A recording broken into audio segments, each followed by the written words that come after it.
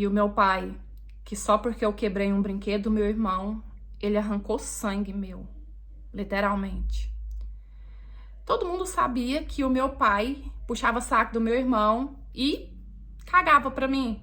Tipo, cagava mesmo, sabe? Eu não sei se é porque o meu irmão é o mais velho, o primeiro filho, é só porque ele é homem. O fato é que em casa tudo era mais fácil pra ele. Carinho do meu pai era pro meu irmão. Trabalho pra mim. Surra pra mim. Castigo pra mim. Presente pro meu irmão. E a minha mãe, ela foi muito conivente com isso tudo, sabe? Tipo, tá certo, eu era muito arteira, eu era muito, sabe, não sossegava. Mas o meu irmão também não era lá santo assim, e ele também era criança. Então, só porque comigo acontecer essas coisas. E aí, uma vez, o meu pai comprou um teclado pro meu irmão aprender a tocar, porque o irmão do meu pai tocava. E o meu pai queria que meu irmão aprendesse. E eu fiquei toda, porque na época eu tinha 9 para 10 anos, então eu também queria tocar, eu queria mexer, eu queria ver. Mas o meu pai não me deixava. Ele deixou o teclado no quarto do meu irmão e ele deixava trancada a chave para eu não mexer. Mas sempre que chegava visita, o meu pai fazia questão de levar essa visita para o quarto do meu irmão para poder colocar o meu irmão para tocar para as pessoas verem, porque com o passar do tempo meu irmão foi aprendendo e o meu pai, né, tinha o maior orgulho daquilo. E aí, quando foi um dia, chegou várias pessoas em casa, né? Era uma festinha ali, eles comeram, tava bebendo e tal. Até que meu pai chamou o povo para poder ir pro quarto do meu irmão ver ele tocar teclado. E nisso foi todo mundo, e eu fui também. O meu pai tava tão empolgado que a casa tava cheia e ele também tava bebendo uma, que quando ele saiu, ele esqueceu de trancar a porta. E eu já, naquela ansiedade, doida, querendo mexer, né, querendo tocar, falei assim, hoje é o meu dia. E nisso eu tava com um copo de refrigerante na mão, e eu não pensei em deixar aquele copo de refrigerante pra lá. Gente, criança não para pra pensar essas coisas. E eu fui. E na ansiedade que eu tava, que eu queria tentar tocar aquele teclado, eu deixei o copo de refrigerante assim em cima, tipo, tem a parte aqui que é as teclas, eu deixei o copo de refrigerante assim em cima. E no que eu fui começar a tocar, o copo de refrigerante virou em cima do teclado. Molhou, sabe? Escorreu dentro das teclas. Tanto que na hora começou a sair faísca.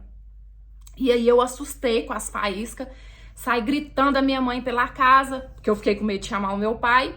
E eu falei pra minha mãe o que tinha acontecido, que eu tinha derramado refrigerante no teclado e que tava pegando fogo. Minha mãe correu no quarto para poder ver, não tava pegando fogo, só tinha saído aquelas faíscas, mas tinha estragado, não tava funcionando. E a minha mãe falou assim, ó, não fala nada. Você sabe que se seu pai ver isso aqui, ele vai tipo, a casa tá cheia de gente, não fala nada não. Beleza, fiquei quietinha, eu não ia falar nada. Só que com o passar do tempo ali, ainda naquela festinha, o meu pai resolveu voltar no quarto para mostrar de novo pro povo meu irmão tocando. E aí a minha mãe viu que não tinha jeito. Antes do meu pai voltar, ela correu e contou pro meu pai o que tinha acontecido. O meu pai me deu uma olhada que eu nunca vou esquecer daquele olhar do meu pai. Eu cheguei a arrepiar. Um olhar de tipo assim, a gente vai se entender? Ali na hora meu pai não me bateu, meu pai não brigou comigo, mas eu já sabia que quando aquele povo saísse, eu podia colocar minha barba de molho. Foi dito e certo, né? Quando o povo saiu, o meu pai me deu uma surra, que era para 2 pessoas levar, eu levei sozinha. Ele não contente, ele ainda achou que era pouco aquela surra que ele me deu, ele estava bebendo cerveja de garrafa. Ele saiu pela casa juntando as tampinhas e colocou um monte de tampinha pra cima, assim, como se fosse um tapete, foi colocando elas assim, depois veio, colocou tudo pra cima. E ele falou assim pra mim, ajoelha aí. Gente, quando eu ajoelhei, a sensação é como se aquelas tampinhas fossem e tivessem entrando no meu joelho. Pensa numa dor. Na hora eu gritei, eu comecei a chorar. E o meu pai, parecendo um demônio ali atrás de mim, ele falava assim que quanto mais eu chorasse, mais ia demorar para eu poder levantar daquelas tampinhas. E eu fazendo as tripas coração para não chorar, e aquilo doendo tanto. Tinha hora que eu sentia como se aquelas tampinhas já tivesse, sei lá, entrando no meu osso, sabe? Era uma dor muito grande. Eu não sei exatamente quanto tempo eu passei ali, se foi minutos, se foi horas. Eu sei que quando meu pai resolveu me deixar sair dali, quando eu levantei, sangue escorreu lá no meu pé. Os cortes estavam tão fundo. Sabe quando você corta tão fundo que dá pra ver aquele branco? Não tem? Abre aquela gordurana branca? Então, o meu joelho tava assim, os dois joelhos. Minha mãe viu aquilo, a minha mãe ficou apavorada. Eu lembro que no quintal da nossa casa tinha muito erva Santa Maria.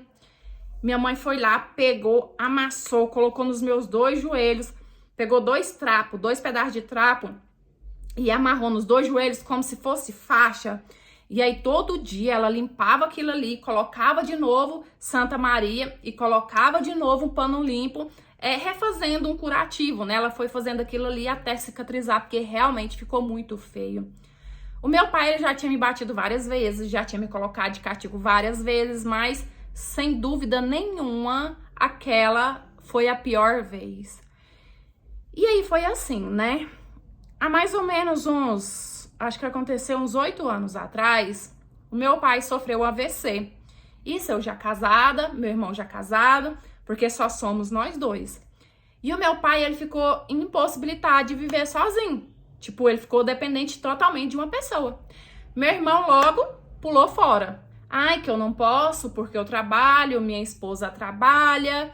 Arrumou um monte de dificuldade e ele falou assim pra gente juntar e colocar ele num abrigo.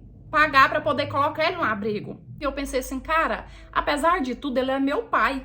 Como que simplesmente eu vou pegar ele, levar ele pra um abrigo e deixar lá como se ele não tivesse família?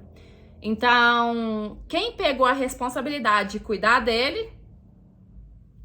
A besta aqui. Mas não é, gente.